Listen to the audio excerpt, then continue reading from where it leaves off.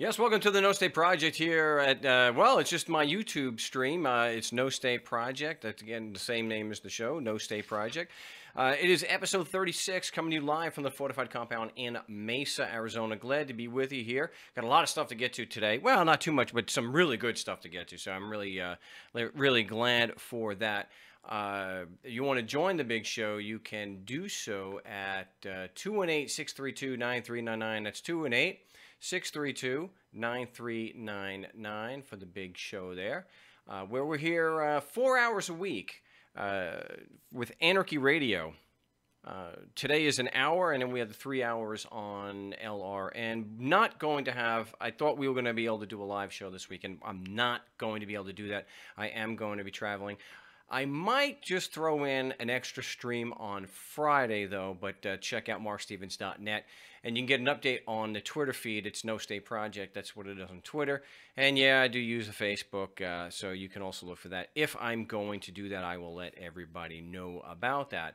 If you can also get me, well, actually, during a broadcast like this, until I get things straightened out, can't take a Skype call directly, but just use your Skype to call 218-632-9399. It's 218-632-9399. The passcode is 2020 with the 2020 with the hashtag, or 2020 with the pound sign. You know, it's interesting. A lot of hate, a lot of hateful comments after the last show regarding millennials, and I don't, you know, I guess this is just the way it is. But getting ready to do the show today, it just kind of struck me because I was actually listening to Led Zeppelin. Oh my gosh, the 1970 Royal Albert Hall show that they did. Wow. Yeah, that's the one where Jimmy Page is wearing a sweater vest and just kills it. Every single beat, every note is just unbelievable. It just kills. And it just got me thinking about how history just keeps repeating itself. People think that they're, you know, I don't know if they're thinking of being original or not, but like I said to Tom when he had called the broadcast, when he was complaining about millennials being, you know, slackers, or, you know, they got this leftist ideology, and they think they're entitled, and you know, which you can say that about any generation, but it just reminded me of how similar things are, because I imagine, you know, and I've, you know, seen things in documentaries about the late 60s, that the whole sexual revolution and whatnot just horrified the greatest generation, you know, the parents of the baby boomers, that were just horrified at what was going on, and that it was a point of contention, and actually to complain about kids in the mid-60s, who are, of course, now complaining about the millennials, that they had long hair. Like, this is something this is something that you're bitching about. This is something you're finding fault with, and how all the songs are about sex and drugs and whatnot. I'm like, really? Like, that came about in 1966? That was the first time there was a song that was layered in metaphor about sex or drugs? Please, oy vey. Nothing new. Hey, there was a reason why, you know, listen to some jazz records. Don't think I don't know the words to Minnie the Mooch. And the blues, for heaven's sakes, almost every blues song has to do with something about sex. The Lemon Song? Again, I still think Led Zeppelin did the best, even if there's a question on you know, on where they got it from. You know, I could just imagine what was being said about the music back then. I'll say that pop music has probably always sucked. And I will say something about the music of the last 10, 15 years. It really is worse than it was in the late 60s and in the 70s. Just absolutely awful. And that millennial whoop, oh, I can't stand that. Every single song. And that's the thing they've been able to show that the majority of pop songs in the last 10, 12 years have been written by the same two people. So it's understandable that they sound exactly the same. It doesn't mean that there's not good music. It's just pop music has always sucked. And that pop music just keeps getting worse and worse and worse and worse. To me, it's absolutely unlistenable. Just things that are written in a corporate boardroom, just absolutely horrible. But you know, the same things were said back in the late 60s, early 70s. Black Sabbath was one of the most hated bands critically. Led Zeppelin was panned for years. It wasn't until they were one of the biggest acts of the 1970s that the critics actually, because the critics were much older, that the critics actually started to give Led Zeppelin some slack. Imagine that. Can you? I know we, in hindsight, but good Lord, listening to in 1970 to Led Zeppelin, again, look up Royal Albert Hall, 1970, to be complaining about Led Zeppelin. Rock and roll is a fad.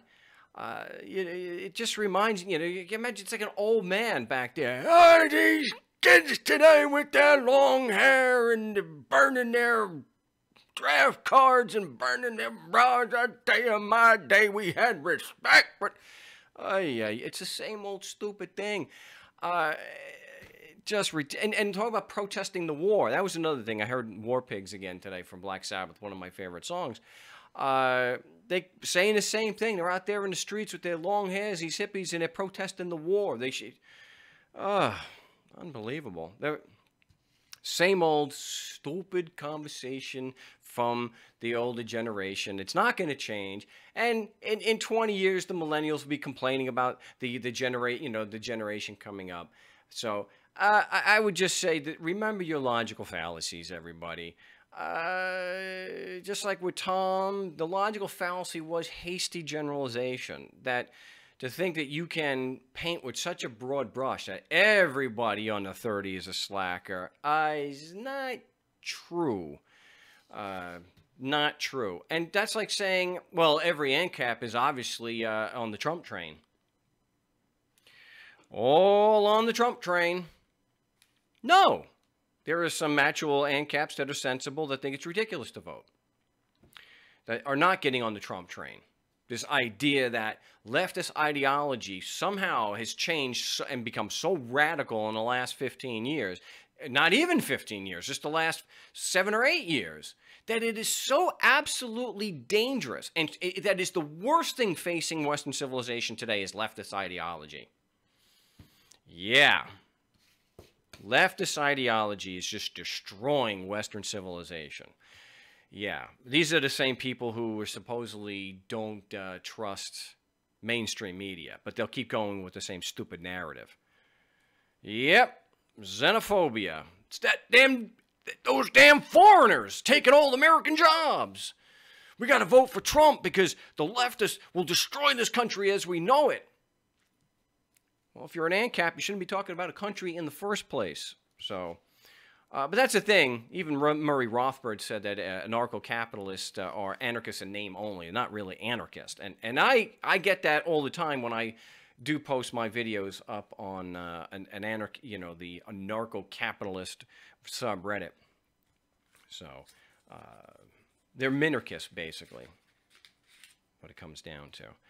All right, well, I guess we're tanking on phone calls today. So what we're going to do is we're going to get to what I mentioned earlier. We had a brand new, well, two things that are brand new, but the big one is a dismissal from federal court. We don't get this too often, so I want to congratulate Jordan for getting a dismissal in the federal court.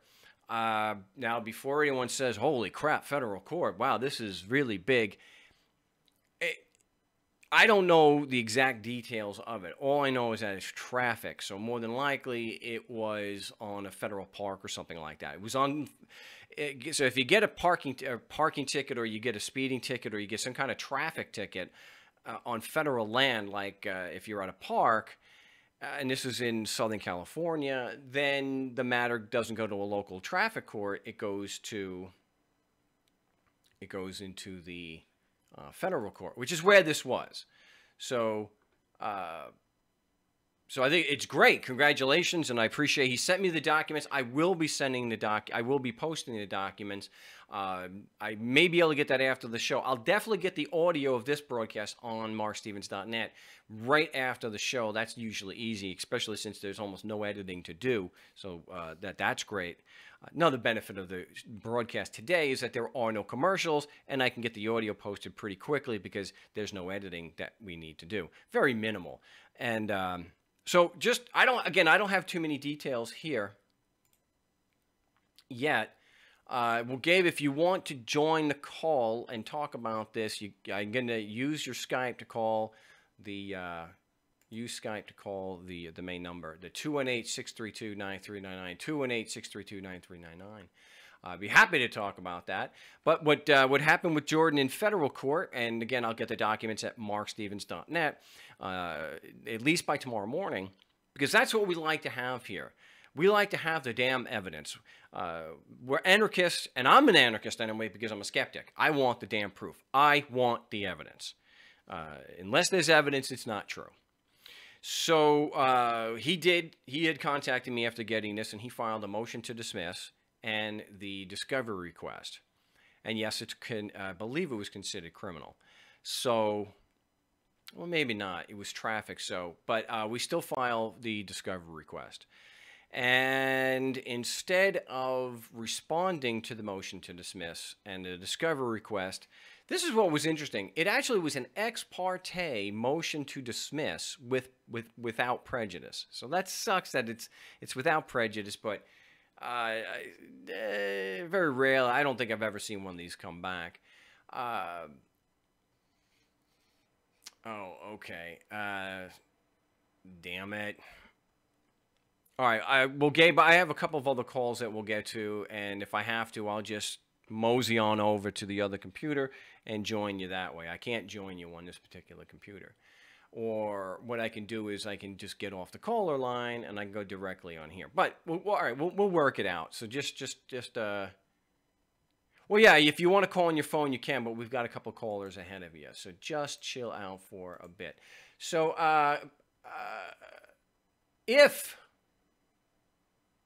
remember, if the prosecution had evidence that the laws applied to Jordan just because he was physically in Southern California, they would have just presented that. Traffic is usually a slam dunk, and they didn't do it. And I'll get that posted. So big congratulations to Jordan for that. We also have, and I want to get to the call, so I just briefly mention this, and hopefully I can get the audio for this. I should have had the audio ready, but it's been a pretty busy day. I will get the audio up on markstevens.net, and on my YouTube channel, we'll post that as a video also.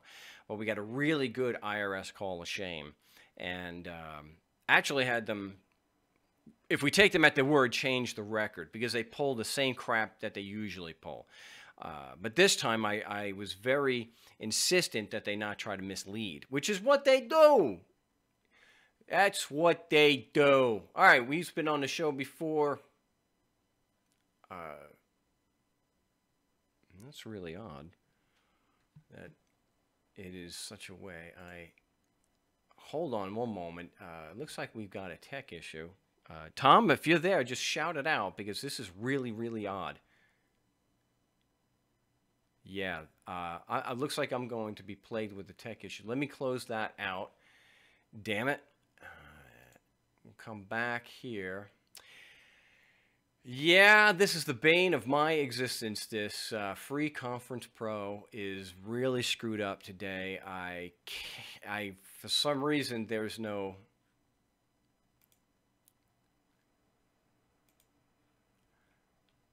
Wow, this is really... Yeah, it's not loading with a mute. This is... I've never seen this before. We get a lot of tech issues here on the broadcast, but not this one. What a time. I got a line of calls, and my caller line is disabled somehow. I can't unmute anybody. That really sucks. So what I'm going to do is I'm going to log out of that, and hopefully we can get back on schedule here and get to our calls. Hopefully this fixes it, everybody. I apologize for this.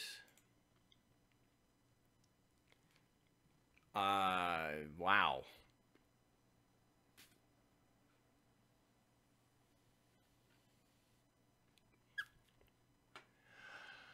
All right, this is what we're going to do. I hate to do this, but I have to drop off the caller line. Everybody just drop off the caller line. We're going to just drop everybody.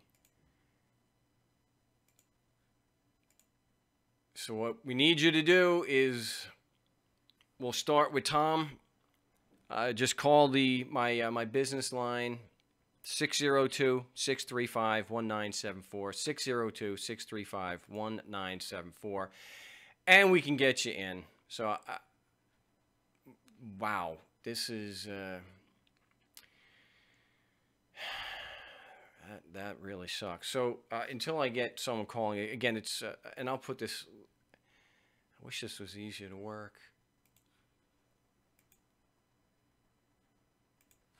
All right, I'm gonna put it into the chats, and then let me put it into the Skype, and then I can't even. Damn it. 602-635-1974 to join me here on this so far train wreck of a broadcast, episode 36. Well, all right.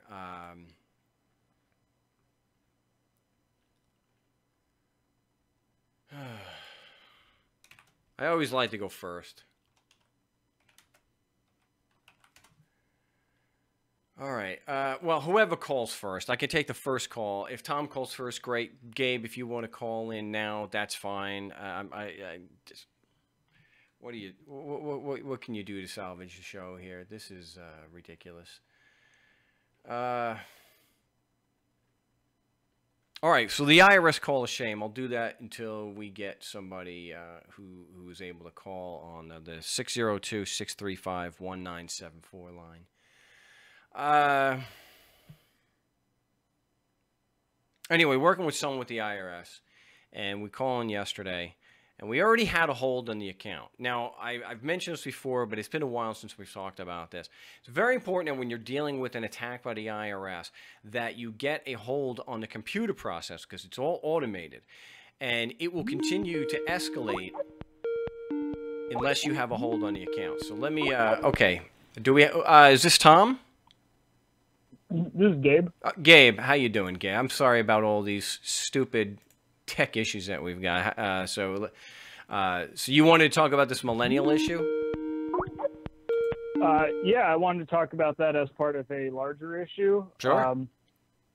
I want to talk about starting off with the crossover, between the anarchists, the ANCAPs, and even with communists, whether it's far left or far right, there's still a lot of overlap. And I was thinking in my head today, you know how they do those bubble diagrams, and they'll have the bubble in the center and then bubbles on the halfway in that one. And there's a lot of overlap, whether you're far left or far right. And the point is that these issues are going to have to be addressed. We see how the far left treats the far right, if you want to call them that, and they call themselves anarchists, and we know what the actual definition of an anarchist is in reality, but they use this as a title to virtue signal. Are you still there, Mark? Yeah, I'm listening. Okay, I wish I had prepared better notes, because I was just thinking about this for about a half hour before you even started the show, and you brought up this topic, and I just wanted to hit this real quick so you can get back to people that need to be more important role play and questions answered that have cases, so or alleged cases. So I heard someone making a very good point about that they're willing to discuss the topics about loosening immigration rules, universal basic income, fight for 15, all these topics, but they don't want to discuss the topics of the logical results of these agendas, or whatever you want to call them, and that the logical results of these agendas about universal basic income, this is a result of the fact that so many low-skilled positions are being replaced by robots. So if every low-skilled job is replaced by robots and 80% of the population is low-skilled workers, then they're going to have universal basic income for those people, or welfare, however you want to call it. And the reason they don't want to discuss the logical outcome of their propositions is because then they would have to discuss not only robots taking our jobs, but why are we importing more low-skilled workers here, you know, to displace the population of low-skilled workers that we already have. And in the end, I think it's just a question of math, as much as people want to confuse it for a question of, you know, racial hatred or whatever BS, that it's just a question of math. You know, again, if we have 80% of the population that's low skilled and doesn't do anything that's worth getting paid for, so they get replaced by a robot at McDonald's, then where is this money going to come from? That is the universal basic income. And I think that issue goes to the topic of this universal currency that we are forced to use, and ultimately to the topic of alternatives such as Bitcoin, which has been exploding. But yeah, I don't want to end on a bad note. I want to end on a positive note. You know, even in Greece, they are using Bitcoin to replace the failing dollar that they were using. Well, the issue of automation, you know, I would imagine that the ANCAPs would just, because they tend to be, fairly well off and have a lot of money, that their idea, that is, who gives a damn, get a skill that the market wants. That's the solution to... I agree with your final point. I don't know if I agree with your first point. I don't know if there's that many wealthy ANCAPs. But sorry, where were you going with that? Okay, well, I'll retract that and say that the answer for all the world's problems with an ANCAP is make more money. Pull yourself up from the bootstraps. Make more money. That is the one thing you can always count on a professed ANCAP to say, if there's a problem, make more money, make more money, make more money. It's a mantra that you get tired of hearing about. Making money is not always just as easy. Life is a little more complicated than that. Society is a little more sophisticated and complicated than just make more money. Or go get an education. Get an education. That's one of the reasons why millennials find so much frustration, because if you look at the data, apparently there is a huge problem where people with master's degrees cannot get work. They can't get work in the field of their master's degree. Yeah, they may have work, but they're not getting it based on, let's say they were a chemist. I'm just throwing it out. They have a master's degree in chemistry, but they can't get a job in the field. And so they got these huge mortgage-sized student loans that they went and got a good education, but there isn't any job available. So the ANCAP solution is start your own business. Right. And excellent points, Mark. So I'm trying to think how I would summarize that. I think I would say that what that is pointing at is that the lower class, the blue-collar class, is expanding, that jobs that used to be white-collar are now blue-collar, as far as the, that it's valueless, that it's common. Everybody's got a liberal arts degree. And Tom, wait, hold on. Tom, you have to wait till Gabe is not on the air anymore. Everyone, I appreciate you calling in, but I cannot mute the Skype line. And so you have to stop calling until Gabe. I will announce, and Gabe will be muted or off the air, and then you can call back in again. I'm really sorry. I don't know what the hell happened with Free Conference Pro. It's just something we're going to have to get. We can't fix it right now. So please stop, everyone. Please stop calling.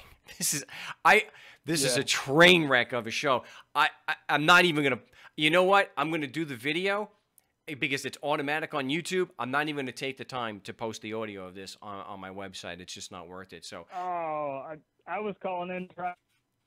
Okay, well, if fun and more entertaining.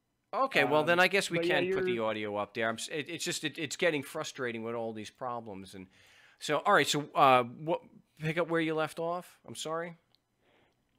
So you were saying that even with a college degree, that is now becoming valueless, is the point that you were driving at.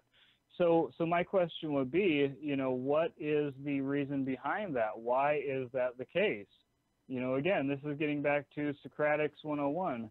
Why is that the case? Not only because we've been told you get a college degree, no matter what it is, not only because that the simple math of supply and demand, but because there seems to be a larger agenda to make this dollar we are forced to use valueless. Do you think that that's arriving at the proper conclusion? Well, I think I don't think there's a simple one size fits all answer. I think there are many ways, many elements that are contributing to the problem. I think the fact that they are printing money up, quantitative easing, lowering the value of the dollar constantly is a problem. When you are making loans, which are not really loans, but when you're giving credit out, it's easier to for so many more people to get master's degrees. More people are going to do that. And the problem isn't just because millennials getting their liberal arts or their, gender study degrees. You're talking about people with honest to goodness, valuable degrees, but there's so many of them out there that, when there's so many people out there for such a small number of jobs, that's going to have an effect on the amount of money that they can make. I mean, because even if they get a job in their field, the amount of money they have to pay back for that mortgage, for to get the education, is a problem. So that now you're not able to. Yeah, you can afford to make your student loan payments, but you can't afford to live. Someplace. It's a very multifaceted problem, and I don't think to say that they're purposely trying to make to debase the currency, the dollar, to make it worthless. I don't think that's the point. I don't think they're trying to make it worthless. I think I don't see the point, unless there was plans to replace that with something, which I don't think there's any credible evidence to show that. I think if you want a one size fits all, I think it's a matter of they're doing whatever they're doing it for more and more control. But that doesn't really help us out in a discussion. There's still so many more moving parts to discuss about that. There's supposed to be that unemployment is at the lowest the lowest percentage in 10 years. I don't know if that's true or not. I know from my scope of that a lot of people are out of work. It's not just the typical actor who is waiting tables. You're talking people, like we said before, who have master's degrees in business. Sure. I mean, I don't know that they would need to necessarily replace it with a different dollar, because you wouldn't want to do that with the strongest economy and with the. Hold on, Tom. A lot of people are out of work. It's not just the typical actor who is. All right, Tom, you gotta stop. You have to stop. It's too big an interruption on the show. You have to wait until Gabe is not. There's these people out there, like, let's talk about a controversial figure like Martin Shkreli, the guy that jacked up the price of that medication. Yeah. I've actually listened to the arguments that this guy makes, just as I've listened to the arguments of the far left and the far right, and weighed them all, opposing or for the argument. So, and Martin Shkreli does seem like he actually has genuinely good intentions. And if you listen to what he actually says openly and honestly, I think that anybody who is logical and honestly listening to what Martin Shkreli says will come to the conclusion that he genuinely has good intentions, which is fascinating. Again, last time I spoke with you, I talked about, that mental shift, that paradigm shift. You shatter that glass that keeps you from seeing through that one-way glass, And the example I used last time is if I was to make these same assertions, these same conclusory statements, that if you're physically here, then my code is applicable to you, I think you would have better questions than when the judge says, well, if you're physically here, that's all we need. The cop said it, so that's all we need. Yeah, but the idea that just because someone's on your property, there are actually people who post as ANCAPs. Now, whether they're real or not, I don't know. But they certainly love to joke around about helicopter rides. That people have actually posted that even if you're invited on the property owner is God. If they change their mind, they can start beating the hell out of you to get you off their property because you're now a trespasser because they withdrawn consent, even if the person who was invited did nothing to warrant that. The idea that you could do literally whatever you want on your own property to somebody else is really kind of an extreme. So when you add to this situation that there isn't consent, you're not in the courtroom because you wanted to be there. You're in the courtroom to avoid further violence from them. Correct. So you have to look at that. As far as you're here physically let's just use Australia as you're on our continent, mate. They're actually saying that because you're on that continent, their rules apply. That's where I see a big problem. Agreed. That is their assertion. Yeah, I see the problem as well. Yeah, if somebody thinks they're Santa Claus and this entitles them to come down your chimney, then yes, there is a big problem. And if you don't like them putting presents under your Christmas tree and they pull out a gun and say, hey, I got a right to do it because I'm Santa Claus, we know this is obviously inaccurate reflection of reality. No, you're not entitled to do anything. So yes, to address your first point real quick, yeah, I absolutely agree. The talk of helicopter rides, it is funny to listen to some people LARPing like that sometimes, but to be promoting that in the public eye, at the very least, to be promoting it in the public eye as if this is something that you're saying that should be taken seriously when it comes out of your mouth is a huge issue. You know, these people who joke about helicopter rides, they only joke about helicopter rides, in my opinion, because they're so tired of hearing these communists trying to shut down free speech. You know, you'll have somebody who is a ANCAP or a National Socialist, which I don't think that their definition of socialism is what the actual definition is. I don't think that their end goal in saying that word socialism is the end goal of actual socialism. And I think the same is true of the communists. The communists will say that wasn't real communism. Real communism's never been tried. You know, all I can say is I appreciate the sentiment, but yes, it has been, and let's not do that again. Let's talk about actual reality and say it is wrong for any man to force himself on any other man, whether it be in the bedroom or in the bank. Again,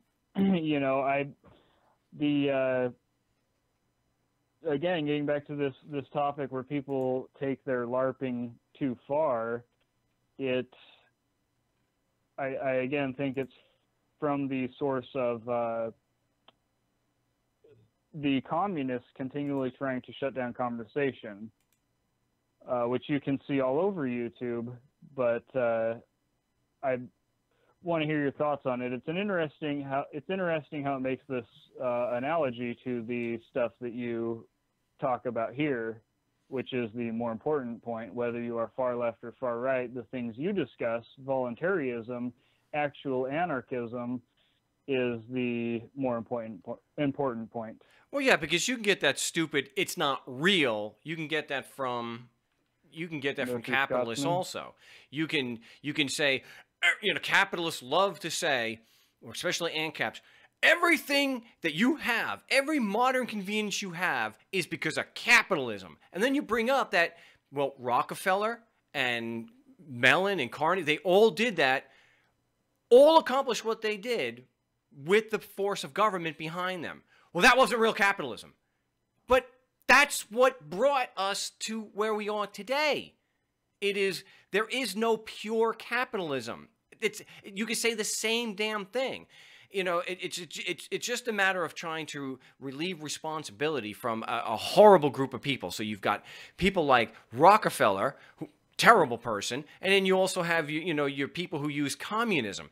The thing is with communism, if you look at the Soviet Union, you can't say that that was pure communism, because communism, there shouldn't have been a government after 70 years. Communism is a violent revolution to get to a classless, voluntary, or a classless, stateless society. To turn around and say that Venezuela is communist or socialist, pure socialist, is dead friggin' wrong, because you can't say the same thing even about Sweden, because there are socialist policies, but it's not pure socialism or pure communism, because, like it or not, the communists and socialists have the same goal as we do as voluntarists, is to get rid of government. We just want to do it with means that are consistent with the end. So I really can't stand this. That's not real capitalism.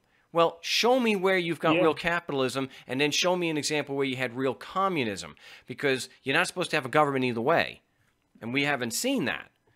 But although in Spain, in Catalonia, back during the Spanish Revolution, they did have a period of time where they had actual anarchy, which, of course, we know what happened after that.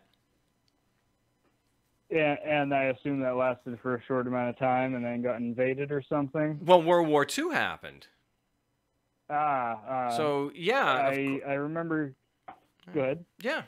So it did happen. So all this stuff about, well, it wasn't real communism, at least they've got a point there, because communism, there is no government.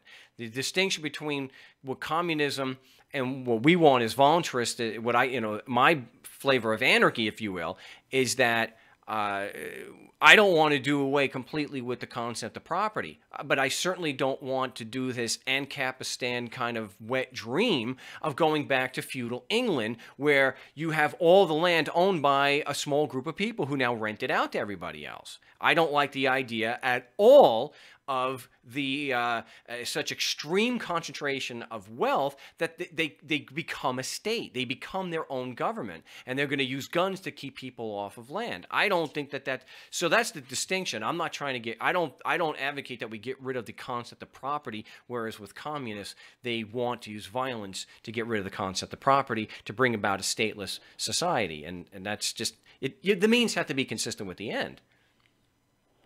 Nailed it. Yeah, nailed it on that ending. I think that to give the communists the benefit of the doubt, they would probably disagree that not all communists, Naxalt, want to or agree with using violence to achieve the end. The two big issues that I see with communism is, number one, that by being a communist, you are necessarily for the abolition of private property, so-called rights.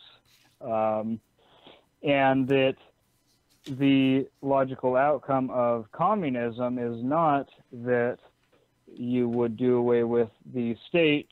The logical outcome of communism is that it would actually be what socialism purports to be about, according to the dictionary definition, which I think, again, is not what the socialists would agree is the actual definition of socialism. So the definition of socialism, let's see if you agree, is that the government owns the means of production, and communism supposedly means that the people own the means of production, which we know is, in actual reality, would either be government running the means of production or the people as a government, which... No. And the question is, which would be more tyrannical, because if it's every person that's enforcing this instead of just once in a while there's a cop that sees you gathering some grains of wheat, we know how it was under the Bolshevik Revolution. If you gathered some grains of wheat in the wheat field and you didn't turn it into the city center collection agency, which was run by the people now and not this thing called government. It's run by the people, so we're fair now. Then if you didn't turn in those grains of wheat, then you'd be executed. Well, right. So And the we thing know is, this is nothing to play around with. I think you made a Sorry, go ahead. mistake there, though, in that socialism is the utopian idea that you're going to bring about a stateless, governmentless, classless society voluntarily.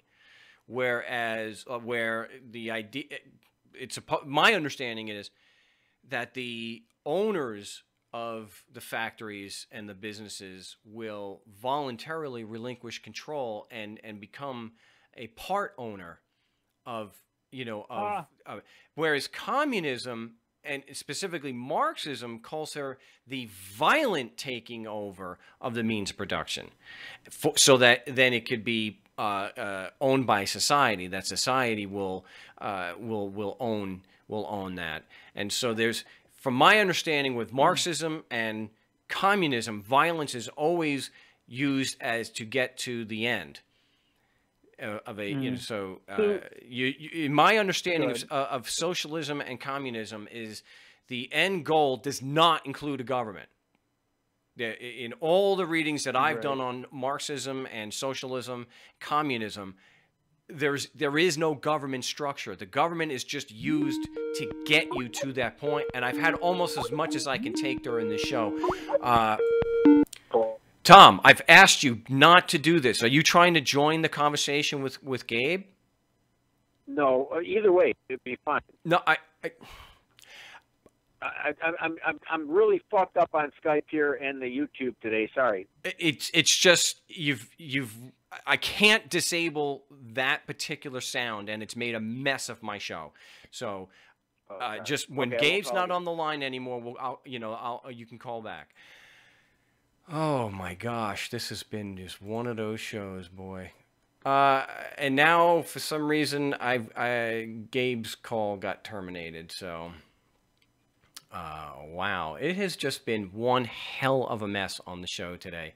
So I apologize for that to everybody. I might as well, I'll bring Tom back on, and we'll try to salvage what's left of the show here.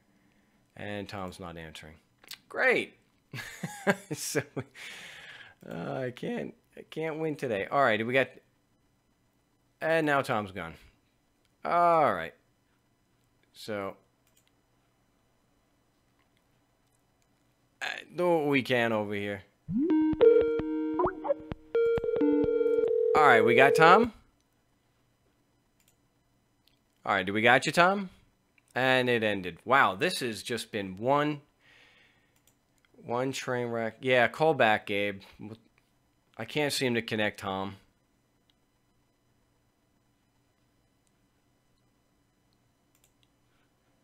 So, well, give it a shot. All the sounds are disabled except for when you call me. All right, we got Gabe back? Yes, sir. Yeah, so does that sound, if I'm wrong about what I believe, my concept of socialism and communism, then I should just look it up, but who knows what else will happen on this show if I was to do something like that. Right. Well, that's the thing. Skype is such a terrible platform. No. That's the thing, is that, everybody has their own definition of reality, and their definition is not to be questioned. And if you try to say, well, this is your definition of reality, and these are your personal values that you hold above all else, well, if they disagree, then there's going to be a huge blow up of a conflict of personalities. And as you've said yourself, we probably agree on 90%, but it's that last 10% as anarchists that we're going to go to war over. And yeah, I think you did a very good job of describing your point of view of the differences between communism and socialism. I think that there's a specific point I was trying to make. And I lost it. I'm sorry. Go ahead. Would you want to take the floor? No, that's fine. Yeah. If you look it up, it actually says, when you do a search here, political theory derived by Karl Marx or from Karl Marx, advocating class war and leading to a society in which all property is publicly owned and each person works and is paid according to their abilities and needs. You know, this is actually described to some degree in Thomas More's Utopia, and it's called Utopia for a reason. You know, I can see certain aspects of socialism when there's no guns involved. I think would be beneficial for society. I don't think we should abandon the concept of property. Well, what do you do, Gabe? What do you do to, keeping in mind that you cannot, you really won't have a corporate structure in a voluntary society anyway? However, what do you do? What possible mechanism can we have consistent with do no harm to prevent extreme concentrations of wealth where you start getting landlords like you have in feudal, in feudal England? The reason why so many of my family left Europe was to primarily to get the hell away from the landlord, who could raise the rent at will and as much as he wanted. And you had, what choice did you have? You had no, or you could just leave. Yeah, but you got to go get another landlord because you got some piece of filth like Louis XIV, who was one of the most monstrous human beings to ever live on this earth, who through people like that, since Roman times and beyond, were giving huge grants, land grants to, to family and friends, who then passed that down in perpetuity, that claimed to own a gosh darn continent. So where in my people, for example, my line, people from Ireland and Scotland, where the hell were they supposed to go in Ireland when you have a few families that are claiming to own the entire island? It would have been better if Stephen really did own the whole island, but he didn't. So what do you? Wow. So how do we stop this extreme concentration of wealth that's handed down from generations, where small families, a small group of families, is owning an entire continent? And it's the same thing in Europe today. You have the same damn families, the Windsors, Habsburgs, and what, who claim to own an entire continent. Wow. Yeah. So many things so many points I'd like to address. Sorry, what was that? Were you saying something else? I'm throwing, that's the age-old question, though, isn't it? How do you have a voluntary, government-less society where you cannot get a replication of feudal Europe, where a small group of people own such enormous claim to own enormous tracts of land, and everyone has to pay rent or some kind of tribute to them? How do you prevent that in a voluntary society? Yeah. Wow. Well, that ties perfectly back to the point that I wanted to make before we got disconnected, as well as the point that opened this conversation about the violence that communists use. And to address real quick, if you don't mind, the point that we got disconnected on, what is the logical reaction, the logical result, and then the logical reaction of people after the Industrial Revolution? Even in the Industrial Revolution, let's say that displaced 10% of low-skilled jobs.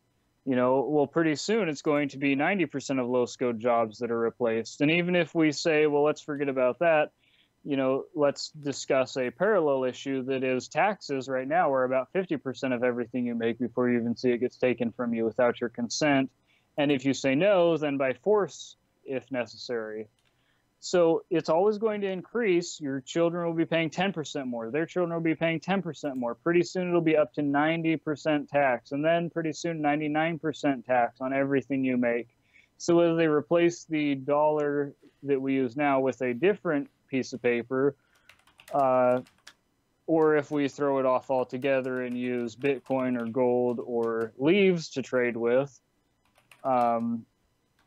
the question, what is the reaction of people no longer being able to feed themselves? The question of what is the reaction of people not owning the land that they, even nowadays, you have the title, you have the deed, but you don't own it. Nope. You don't own it. And if you disagree, then you better check your facts, because you're a statist if you believe you own it.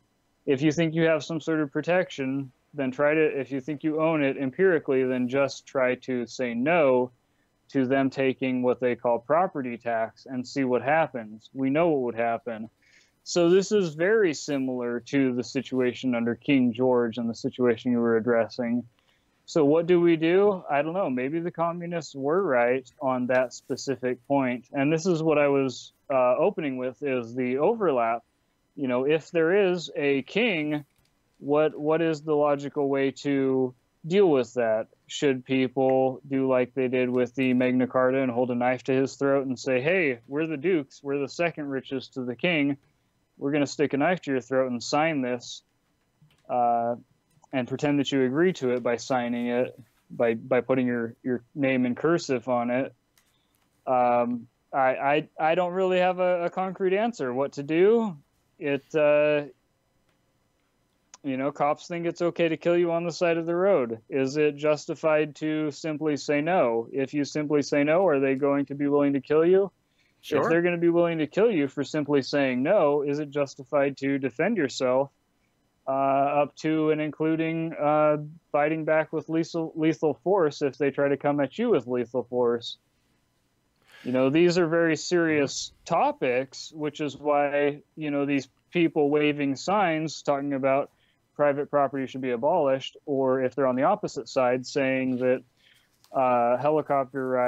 free helicopter rides for communists, you know, these are very serious topics that should not be taken lightly and will absolutely have to be discussed and fleshed out. And nobody is doing a serious, genuine job of trying to discuss them and lay out the issue clearly and honestly.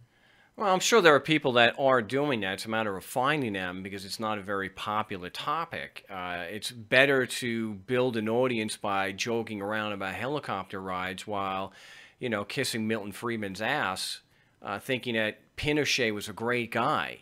Yeah, suicide squads and actually murdering people. Yeah, that's a great guy. That the one that just fell from grace when he was in that documentary, the Vice documentary. He had on the back of his shirt was free helicopter rides.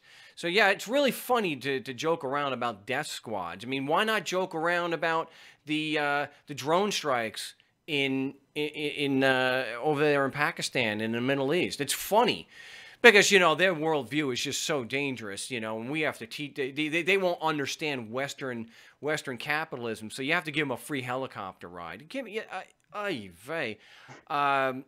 you know, that's why something like mutualism is so attractive as far as anarchism, because it's kind of, you know, it's taken the best of, you know, the best of both, I think, predominantly more of the anarchist, where you do have property, but as far as the, you know, natural resources and whatnot, that's it, like we talked about before. No, look, let's not kid ourselves. For anyone to think that just because someone's a capitalist, that they're nice people that aren't concerned, you know, that they're not going to destroy property. Yeah, and I know there's government in there, and but who are the ones that look to limit tort awards? Capitalists. You know, this idea that, hey, Philip Morris, they're capitalists. They have no problem killing people. And when you go to GM, this is very well documented. Mm-hmm. Capitalists look at the bottom line. We can talk about pure capitalism. That's just some capital. Well, capitalists don't care when it comes. Look, the bottom line is the most important thing to most capitalists. It's the bottom line. So when GM was looking at where there were serious structural problems with their cars, not more than 15 years ago, the Ford Pinto. Oh, the Pinto. So what these capitalists do is they, in their internal memos that bear this out, that are brought out in court, that it is cheaper to settle the claims of people who have died and have been hurt than to go through and retool their factories and fix the problem. Why? Because it's the damn bottom line. Money is the only thing that drives some of these people. And to think that they're not responsible for horrible, horrible things that'll happen to to people, not just things that happen environmentally, is just short-sighted. Stop kissing up to capitalism as if it's the be-all, end-all. Certain aspects are, yeah, really, really good. But you know what? This getting money at all costs, they're still trying to hold accountable what happened in India with the Bhopal disaster. Still. So the fact that people like Philip Morris want to limit the amount of money that they would have to pay out, that is a capitalist mindset. So it's not perfect. It's absolutely not perfect. And I can't stomach this short-sighted people, that capitalism is the be-all, end-all, and that's the reason why we have the things that we have today. And completely discounting the fact that Rockefeller and Mellon and Carnegie all had a partner called big government. All of them. Yeah, nailed it. Yeah. Someone's been watching Fight Club a few too many times today. I think the ultimate point is, I think the ultimate conclusion is, like you said on your show last week, half of that, the ultimate conclusion you said on your show last week, which was that, even if you call yourself an anarchist, that's the closest you can come to what I would call a voluntarist. And a voluntarist is someone who sees reality for what reality is and decides to behave as ethically as possible. Like, that is the difference between a voluntarist and even the closest second, which would be an anarchist. So I think the ultimate point that should be taken from that is that if we want to get rid of all of the evils that come with this notion of government and these logical fallacies that allow the idea of government to exist, if we want to get rid of all of that, then the only way, if we want to get rid of government, then we need to get rid of government services. The only way to get rid of government services that I can see realistically that will gain us enough people to tilt that teeter-totter back into the our side, the side of truth and justice and ethics, and respecting other people instead of robbing them. The only thing, so if we want to get rid of government services, then the only option we have realistically is to replace them, as they talk about in the book, The Art of Zen and Motorcycle Maintenance. And every single service that you could possibly think of that you believe government, the men calling themselves government, provide, could be provided on a voluntary free market basis. And I've had many conversations, and this is one of the biggest ways that I sidestep all of the objections of statists when I'm trying to give them the red pill. And I say, well, do you want the protection of service? So basically all you mean is you type three or four buttons on your phone and a guy shows up with a gun because you're too scared to carry a gun on your hip yourself and protect yourself and go to a gym and take self-defense classes. If that's the case, if you're one of those scared vegan, lefty new age weirdos with skinny jeans, then let's offer you not only the monopolized service, let's open the marketplace to the plethora of free market options. Cell 411. Let's take Cell 411 to the next level. You call them up, they come over. They talk to the cops, they talk to you. They don't let the cops talk to you. They do not let the cops talk to you. Think of how many issues this would solve. They're recording video the whole time. They'll use force if necessary to keep the cops away from you because you agreed to have a contractual obligation to be protected by them, and the cops do not have such an agreement. Think about in the future if they took a class action lawsuit and said, you know what? The cops don't have any evidence of anything that they claim that these people are even citizens. There's no duty of allegiance in exchange for a duty of protection. There is no citizens. Class action lawsuit, federal government, state governments ended. Well, some good points there. I wish I had more time to unpack that, but yeah, sorry, dude. No, it's fine. I'm out of time, and I would go over, but I can't do it today. I've got too many things to do after the show, and plus, I've never seen that issue before with my caller line. That is a new one. It's because usually what happens is you have a mute button so that I can bring you on the show. none of those buttons showed up, and I had a full line of calls. So I've never seen it before. I don't know. I don't, so I'll do what I can, everyone, to get an extra broadcast on Friday. But hey, I appreciate the call, Gabe. Hey. Oh, sorry. Boy, this is it's still some good, good dialogue. I'm sorry about all that. The discussion between capitalism and socialism is always going to continue. There's actually a really good subreddit about that, where people are addressing arguments. They're addressing issues. They're not just they're not just calling libtard this and and you want a helicopter ride there. They're actually discussing issues. So I think it's Debate Capitalism and Socialism, but it's easy to find on a search. It's rare to see that. It's actually very rare to see that. And I believe that we still need the concept of property. Definitely. That's why I lean toward mutualism. I do believe that a way to transition to a voluntary society may be Georgism. Makes the most sense there as far as a transitional period, because bottom line, you can't help but have a monopoly, as far as I know, on something like water, basic things like that. Tom, I can't take the call. I got to go. I do apologize. We're going to try to do it on Friday. This was episode 36, live commercial-free edition of the No State Project, September 27th, live from the fortified compound in Mesa, Arizona. I'm going to try to do it on Friday, but if not, we will be live again next Wednesday, and hopefully we won't have the same issues that we had today. So till then, salud.